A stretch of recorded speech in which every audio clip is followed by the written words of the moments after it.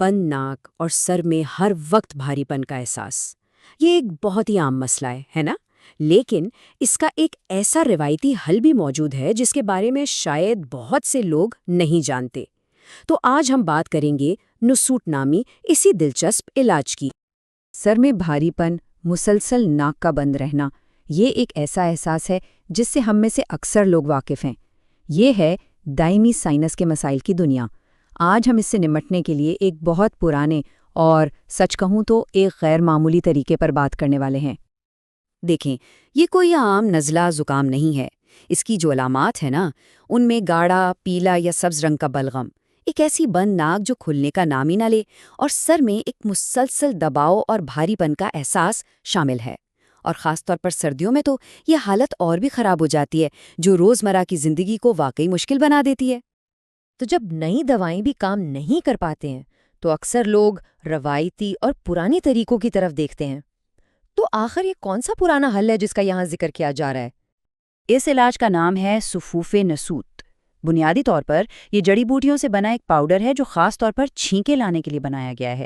اسے عام زبان میں ناک کا سفوف یا اور بھی آسان لفظوں میں چھینک والا پاؤڈر بھی کہتے ہیں۔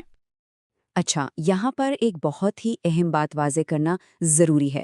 نسوٹ اور نسوار یہ دو بالکل الگ الگ چیزیں ہیں۔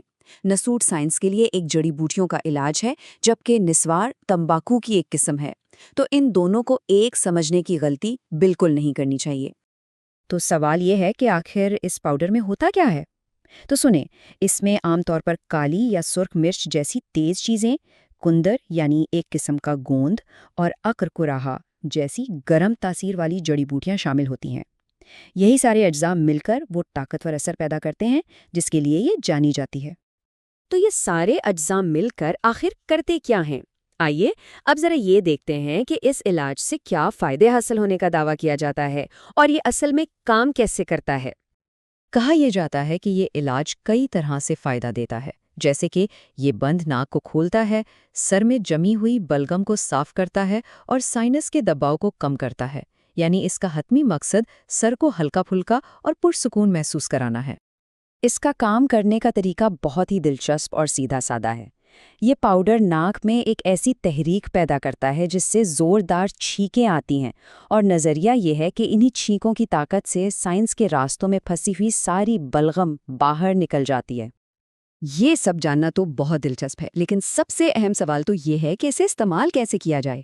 اس کا طریقہ بہت خاص ہے اور اس میں احتیاط کی بہت ضرورت ہے۔ طریقہ کار جاننے سے پہلے سب سے اہم اصول یاد رکھیں۔ اس کی مقدار بہت ہی کم یعنی انتہائی کم ہونی چاہیے۔ یہ ایک بہت طاقتور چیز ہے اور اسے بڑی احتیاط سے استعمال کرنا ہوتا ہے۔ طریقہ کچھ اس طرح ہے۔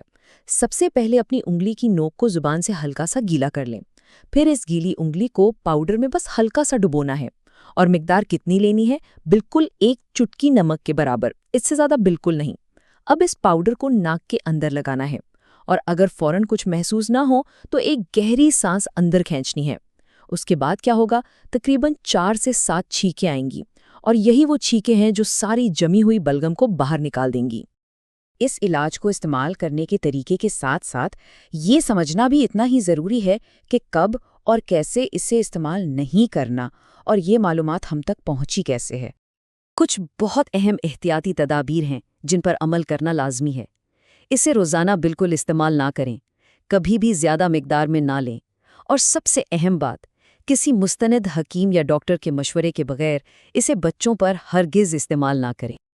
اب آتے ہیں اس معلومات کے سب سے اہم پہلو پر۔ لکھنے والے نے یہ بات بالکل واضح کی ہے کہ وہ کوئی حکیم یا ڈاکٹر نہیں ہے، وہ صرف اپنا ذاتی تجربہ بیان کر رہے ہیں کیونکہ اس نسخے نے انہیں خود فائدہ پہنچایا۔ تو یہ کوئی طبی مشورہ نہیں بلکہ ایک ذاتی کہانی ہے۔ اور ان کی یہ کہانی 2007 میں شروع ہوئی جب انہیں ایک دائمی الرجی نے آ گھیرا۔ انہوں نے کئی سالوں تک مختلف علاج آزمائے، یہاں تک کہ 9 مہینے کا ویکسینیشن کورس بھی کیا، لیکن انہیں کوئی مستقل آرام نہیں ملا۔ آخرکار اس روایتی نسخے میں انہیں اپنی تکلیف کا حل ملا۔ تو انہوں نے اپنی کہانی اس لیے شیئر کی تاکہ دوسرے لوگ جو شاید اسی مسئلے سے گزر رہے ہوں اس ممکنہ حل کے بارے میں جان سکیں۔ ان کا ماننا ہے کہ یہ ایک ایسا علم ہے جو زیادہ لوگوں تک نہیں پہنچا ہے۔ اور یہ سب ہمیں ایک بہت اہم سوال پر لا کھڑا کرتا ہے۔ جب کوئی ذاتی تجربہ یا علاج ایک مشترکہ علم بن جاتا ہے تو اس معلومات کو سمجھنے اور استعمال کرنے میں ہماری کیا ذمہ داری بنتی ہے؟ اس پر سوچنا بہت ضروری ہے۔